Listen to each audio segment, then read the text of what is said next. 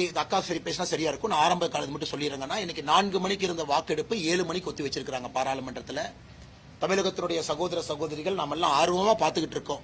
7 மணிக்கு திமுக காரங்க காங்கிரஸ்காரங்க கரெக்டா ஓட்டு போட்டுருவாங்களான்னு.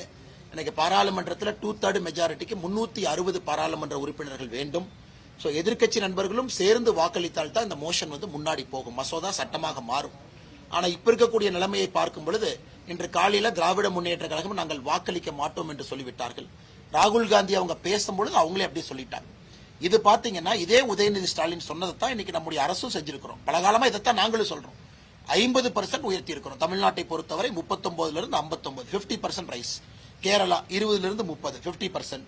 கர்நாடகா 28 இருந்து 42, 50% ரைஸ். தெலங்கானா 17 இருந்து 26, 50% ரைஸ். ஆந்திரா 25 இருந்து 38, 50% ரைஸ். நாம 543 இப்ப இருக்கக்கூடிய கணக்குல சவுத்துல 129 எம்பி இருக்கும், 23.7%.